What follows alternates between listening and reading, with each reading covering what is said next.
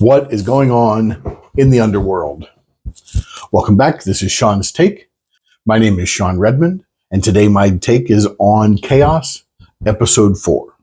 We get to the halfway point of this series, and things are really starting to take place and move along. We start with Zeus trying to that Hercules had given him, and he's asking all of the ball boys, did you take it? No. Pull. They have to jump, and he shoots them. The second ball boy is pretty smart. Zeus says, do you know who took it? He says, yeah, that guy that you just killed. Doesn't help him. He gets shot anyway. So Hera calls Poseidon and asks him if he took the watch. Poseidon didn't take the watch. And Hera says, go check with the boy, meaning Dionysus.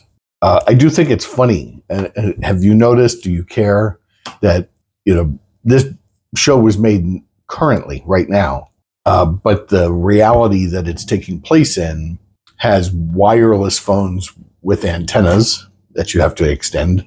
And the televisions are sort of 80s. Like it's all sort of 80s, late 80s, early 90s tech.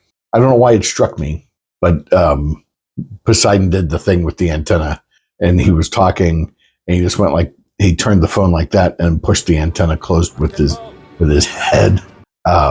We all did stupid things with those antennas. You'd knock them together, you'd hit them, you'd boom on a table, until you did the one stupid thing that whatever it was, and you bent the antenna so then it wouldn't go up or down anymore. Then you learned your lesson, and you started just putting those away neatly. And then they did away with them. Anyway, I digress. We do get a bit of Prometheus's backstory, or rather Charon's backstory. We see Prometheus not bound to the rock with his partner. His partner's name is Charon.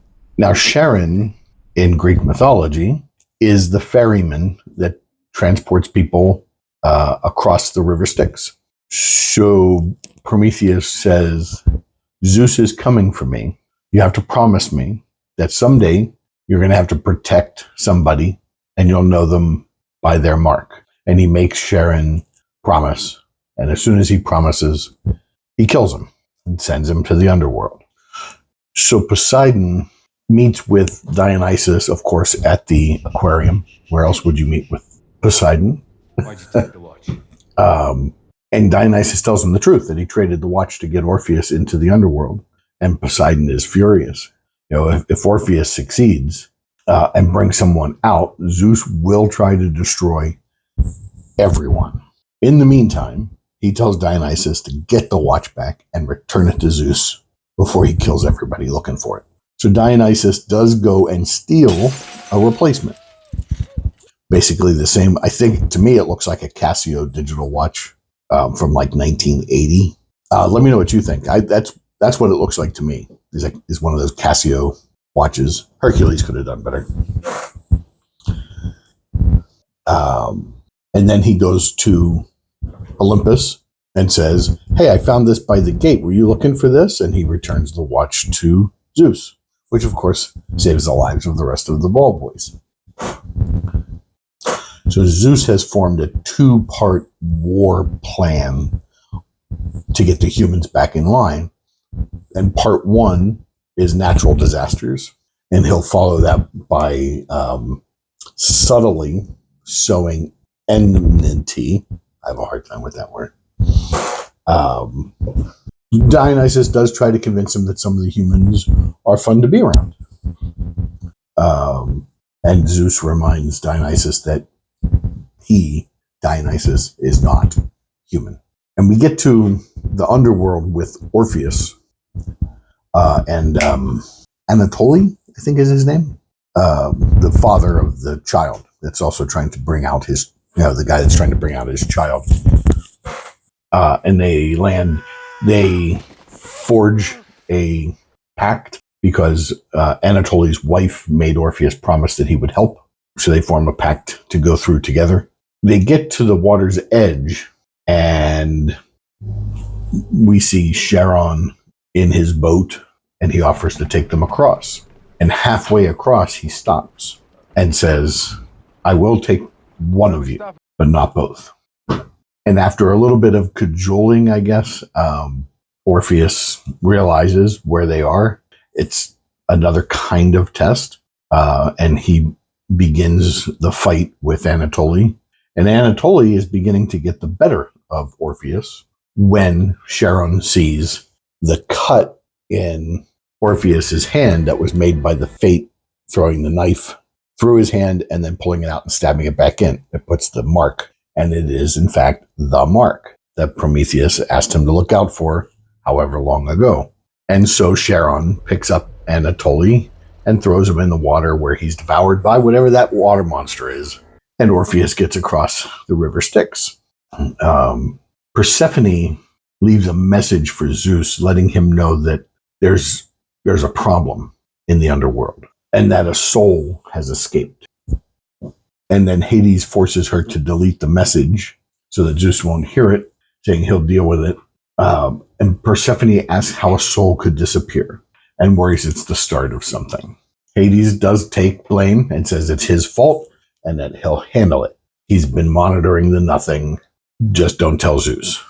Kaos, who had been a three-headed dog handler, Cerberus dogs, I forget what his dog's name actually is in this show. He's promoted to, Eurydice. It's actually easier for me to say Eurydice than it is for me to say Riddy. I don't know why.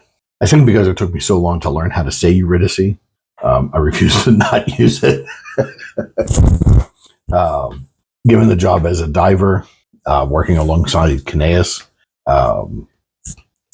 it's a lot of Eurydice is woe is me.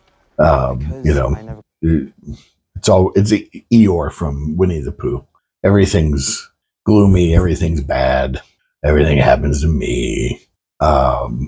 It does make Eurydice one of the least likable characters because there's no upside. She's just, victim. My life was terrible. I was an adored muse for a rock star. We do flash to see the female that killed Kaos is about to go through the frame. She recognizes Kaos and tells him that his mother gave him up freely. And then Kaos tells Eurydice his story, that he was in fact born an Amazon warrior as a girl, as a female, and then transitioned to become a man. Now, for anybody that's reacting badly to this, that this is succumbing to woke Hollywood, this is the story of Canis and Kaos in Greek mythology. In Greek mythology, it is, I believe, Apollo that transfigures Canis, the female, into the male Kaos. But this character did transition from female Amazon warrior to male. Because there's been a little bit of scuttlebutt talk about people shoehorning their agenda into this story, and it's been there since the dawn of time. So don't hold that against them. It actually is Kaos' story.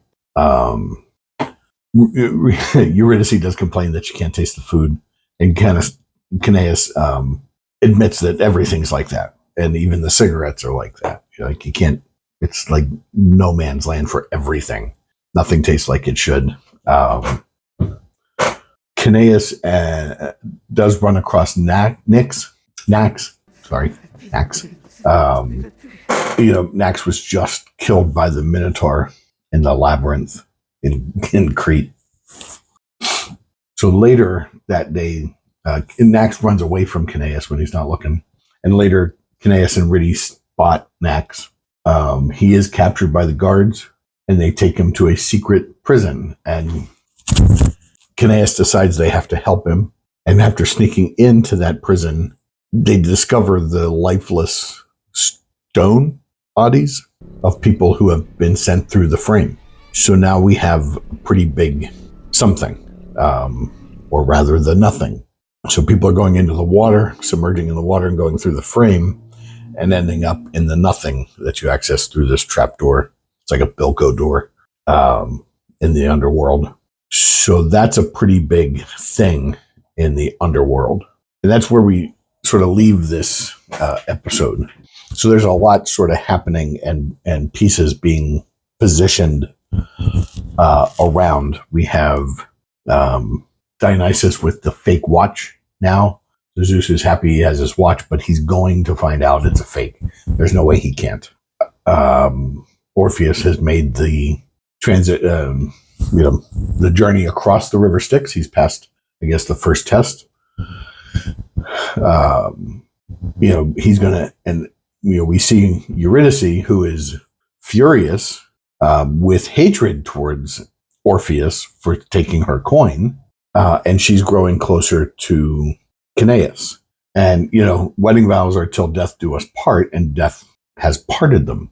So Eurydice is no longer, she's not cheating on Orpheus because he's dead. Well, she's not cheating on him yet, but she's definitely developing feelings for somebody that's not her husband or formerly her husband, whatever. So I'm not sure how we're going to get from here to there. I thought the bit with Prometheus was, you know what? I'm not even sure what it was. It was, that he would kill his partner, I guess knowing that he would go become the ferryman that would eventually help. So I did think it was funny that the gateway to the underworld is through a trash dumpster. That's interesting. Like, why not? Not enough Eddie Izzard in this one, but funny while he was there, while they were there. The fates are good casting. So what are you thinking? Are you liking the show? What do you think's coming next? Or have you watched them all and you're just working your way through my episodes? I am trying to streamline my production process so I can get these things out faster. But having a 9-to-5 job and a family and trying to do these is makes it a little hard to get them out fast. I'd rather get them out well. So let me know what you're thinking. Let me know what you're going to watch next. Next month, I think in October, the Devil's Hour second season will come out, and that's a Peter Capaldi show. I liked the first season, so I'll probably talk about that. Let me know. Let me know what you're thinking. Severance won't be out till January 2025. It seems like forever since we had Severance.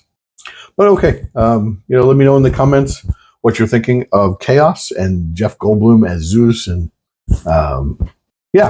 so that's it for me. My name's Sean. This was Sean's Take. See you next time.